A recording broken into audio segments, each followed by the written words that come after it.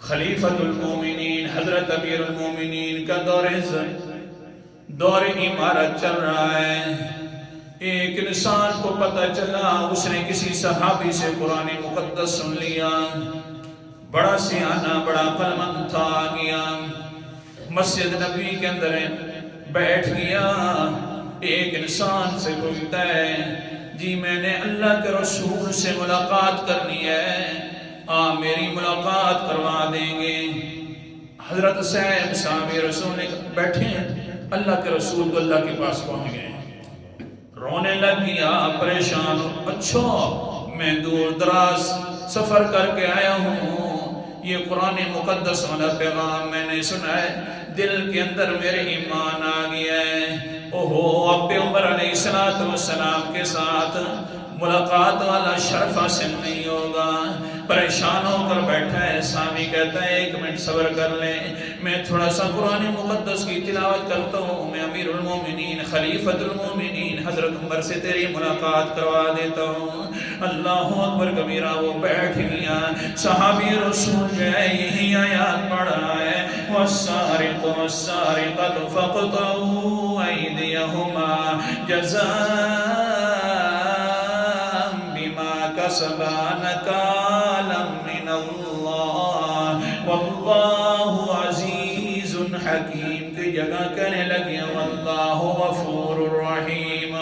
یہ اللہ کی طرف سے چوری کرنے والے مرد اور چوری کرنے والی عورت کے دائیں ہاتھ کاٹ دیا کرو، یہ اور اللہ غفور الرحیم ہے۔ یہ لفظ کہے فوراً کہنے لگا واللہ لا اؤمن باللہ وبرسولہ وبکتابہ، مجھے اللہ کی قسم ہے میں نہ اللہ کو مانتا ہوں، نہ اللہ کے رسول کو مانتا ہوں، نہ اس کتاب کو مانتا ہوں۔ یہ کیا کہہ دیا؟ اتنا دور سے آیا ہے، ایمان لانے کے لیے آیا ہے، آگے سے پیغمبر نہیں ہے، تو کیا کہہ رہا ہے؟ وہ کہتا ہے بات سنو نا، اگر یہی قرآن تمہارا ہے تو تمہارا قرآن بھی نعوذ باللہ من ذالک جھوٹا ہے، تمہارے نبی بھی جھوٹے ہیں، اگر یہی اللہ نے اتارا تو اللہ بھی جھوٹا ہے، میں نہیں مانتا۔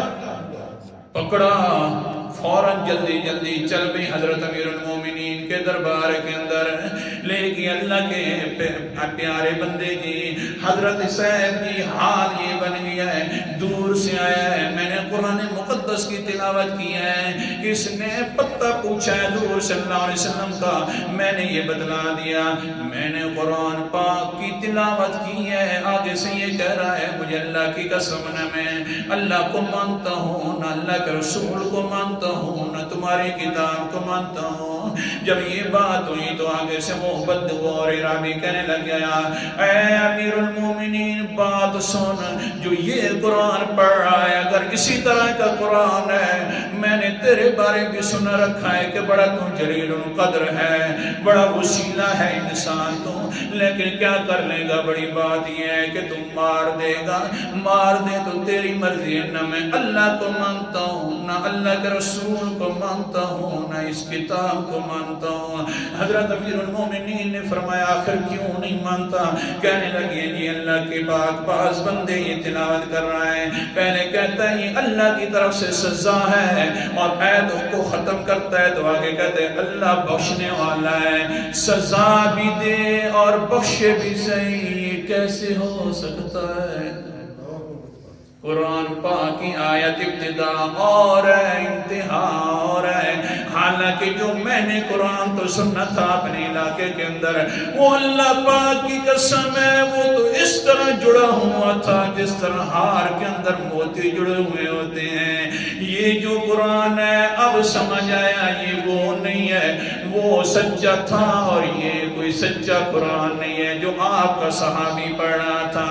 اللہ اکبر کبیر۔ حضرت امیر المومنین فرماتے ہیں صدقتا، تو سچا ہے وہ بندہ، یہ جو صحابی ہے یہ بھول گیا ہے، اصل کے اندر الفاظ جو ہیں اللہ اکبر کبیرہ وہ یوں ہیں، وَالسَّارِقُ وَالسَّارِقَةُ فَاقْطَعُوا